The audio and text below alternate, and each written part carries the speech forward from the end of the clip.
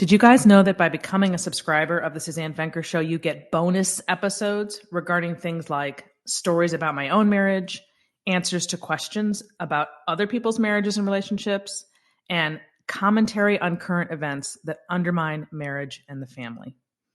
You also get free ebooks, early releases of each episode, and a 100% free digital copy of my new book, How to Get Hitched and Stay Hitched. Whew! With all that, who wouldn't want to become a subscriber? It's not even expensive. There are 3 very economical levels from which to choose. Just go to SuzanneBanker.com/podcast and click on the Become a Subscriber button. That's SuzanneBanker.com/podcast. And now, on with the show.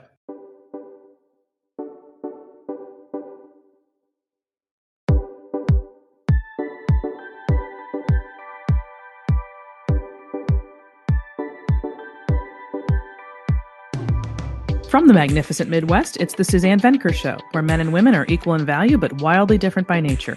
Join us here every week when we challenge the culture's hugely flawed narratives about men, women, sex, and love. From coast to coast and from around the world, thank you for joining us. So today I'm going to discuss the truth about women's fertility, a very sensitive subject, no doubt, as opposed to the more watered down version that women get from our culture. But really quickly, before I do that, I want to do a quick shout out to Jan, who is a woman I met over the weekend when I was taking a cooking class, and she was the instructor, and my husband and I were leaving.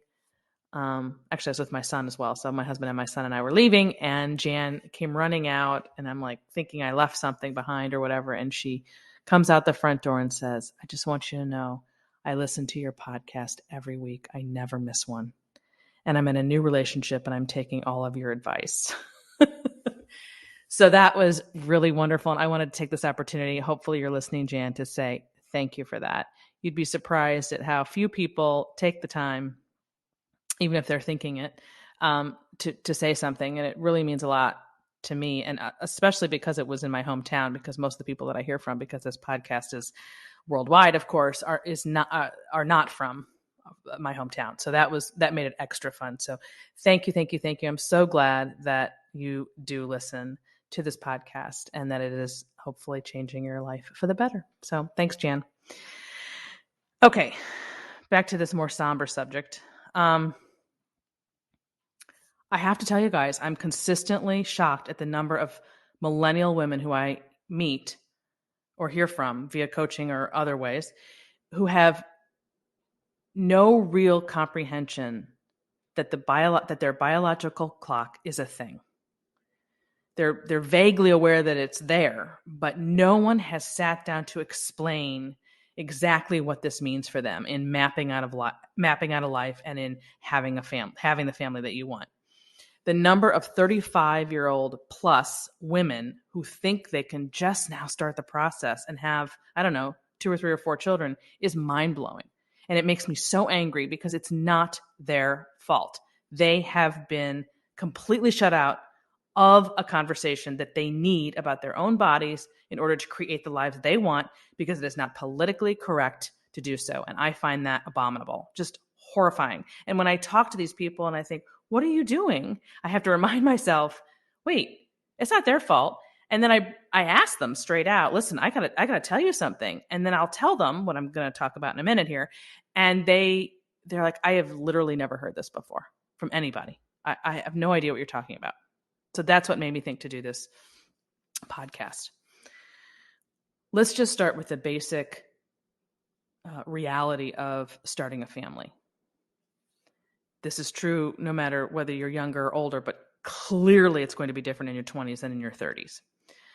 You have to account for the process of what's involved in trying to have a family. Number 1, you have to actually get pregnant. Let's just start with that.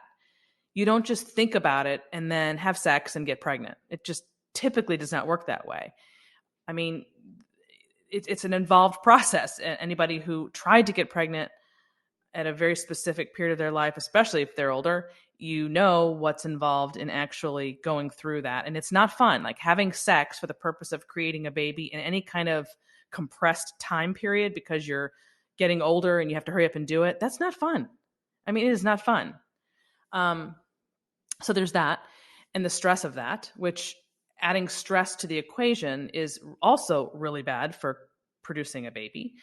And then you get pregnant and you have to account for the fact that you may miscarry. And if you miscarry, you're talking about months getting pregnant to start, then you miscarry, you're going to mourn that. You're going to need your body to get back in, pregnancy mode or whatever. Then you try again. It might take a few more months. Then eventually you get pregnant. Then that's 9 months of carrying the baby. Then your life turns upside down and you're completely ensconced in just being able to sleep through the night or through the day and just get through the day and caring for this newborn that you can't even think about adding another one to the equation. So, and plus your body has to heal. So that's another definite maybe year. Then you try to have another baby and you start the process all over again. And you can see how you're running up against the clock. This isn't something that happens in a year or two. You have to have ideally several years in between each kid. Then there's that fact. And then there's how many do you want? So maybe if you want just one child, it would make more sense. But if you want 2 or 3, or God forbid more, the idea of thinking about it at the age of 35 and thinking your body's going to cooperate is crazy. Is crazy. And people, some women genuinely don't know this because they see people getting pregnant by all these alternative methods, or they see Hollywood people, getting pregnant in their 40s, but they don't have the other side of the story on that as to how that happened. So it's been normalized. And then the reality is it doesn't work out that way. And there is nothing more financially or emotionally devastating as a woman missing out, finding out that she missed her opportunity to conceive, or to at least conceive the natural way, or to be able to have the number of children that she wants. Like at this point, her body is not cooperating. There is nothing sadder. And the most egregious aspect of this phenomenon is that for most women, this was entirely avoidable. But the truth about fertility has been squelched. According to the Human Fertilization and Embryology Authority, which collects data on roughly 50,000 treatments performed each year in the UK, nearly a quarter of the patients who sought treatments in order to become pregnant between 1991 and 2008, and the average age of the study's patients, by the way, was 35, experienced, quote, unexplained fertility. Male factors had that was at around 29%, male factors, meaning it had something to do with the man. But of all the other data as to why women couldn't conceive, such as ovarian failure, endometriosis, etc., paled in comparison to quote unquote unexplained infertility. But there's nothing inexplicable about it. The reason these women couldn't conceive is because they waited too long. Mother Nature is a powerful force. If she had her way, most women would become pregnant in their teens. Become mothers, I should say, in their teens. But let's not do that. However, Mother Nature does close the window too. On average, a woman under 35 years old is substantially more likely to conceive than a woman who is older. Let me say that again. On average, a woman under 35 years old is substantially more likely to conceive than a woman who is older. Once you're over 40, it is nearly impossible, at least not without serious and expensive medical intervention. This is basic information women need, yes? Yet even doctors won't relay this data because it's politically incorrect. They're not supposed to say anything that will disrupt a woman's plans for her career or suggest that somehow she can't be on the same path as a man's because her body is different. How messed up is that? I mean, I just can't even conceive of knowingly lying to women because it's good for politics when you are literally ruining their lives by not giving them this information. So take Kate, for instance, who happens to be someone I know, but there's nothing unusual about her story. Kate took years to get to the altar, not because she didn't have a boyfriend, she actually did, but because she was so uber focused on her career. Like so many young women, Kate stayed in school for almost a decade as she bounced around from one career concept to another. At 32, she decided to marry her longtime boyfriend. Then she waited another 3 years to start talking about having kids. Just talking, mind you. That's when things went south. By the time Kate and her husband got down to business, her body didn't want to cooperate. Kate had several miscarriages. Despondent, she visited her doctor, who told her getting pregnant was not going to be easy. Well, finally, a doctor who had to tell someone the truth. So Kate begins her fertility treatments. It took 5 treatments and $30,000 to get one baby. 5 treatments, $30,000 to get one baby. One. When he was born, Kate was 38. Desperate for another baby, she and her husband depleted their savings account to try to make it happen. It never did. The same thing happened, interestingly enough, to Rebecca Walker, who was the daughter of Alice Walker, who wrote the wrote the story and that later became a film, The Color Purple. A lot of you who are my age will remember The Color Purple. I think it was in the 80s.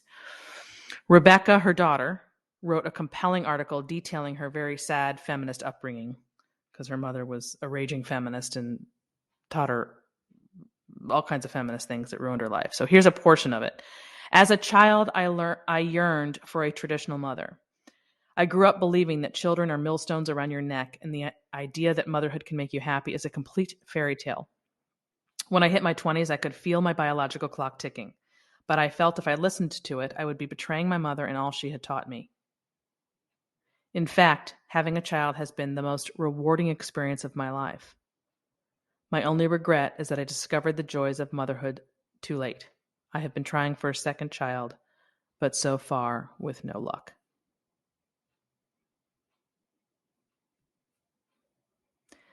Know your body, ladies. You do have some time, but you don't have all the time in the world. If you wait too long, you will feel rushed, and that can make it harder to conceive. I've heard so many stories about women, I'm sure you have too, who tried desperately to get pregnant only to end up adopting because they thought they couldn't get pregnant, and then bam, they got pregnant. Our bodies just don't tend to perform on command. It needs to be given, the whole process of getting pregnant and starting a family needs to be given time. Stress-free time. And the average woman who's trying to get pregnant today at 35 plus is not in that boat. She is stressed out. She is short on time, and it is not working out. And by the way, your relationship suffers tremendously from this whole process. Needlessly. I'm not talking about people who have actual problems, physical problems that keep them from being able to move forward in the way they want to. I'm talking about the voluntary choice. That's redundant. The choice to forget about it until later because you've been misled and essentially lied to. Bottom line, when it comes to having babies, there is a window. Work within your biological framework and you massively reduce your chances of having difficulty conceiving, which means you will be both richer and happier because you won't be spending money you don't have, and you won't have to, meaning not forcing the issue through these non-traditional methods. And your marriage will be strengthened because you did something the natural way and not having to go through this other, madness by choice. Again, by choice. Anyone who's been through this and who is honest will tell you anything I'm telling you right now. Unfortunately, the culture and even your doctors will not do so. That is why I'm taking these few minutes to tell you this in this episode.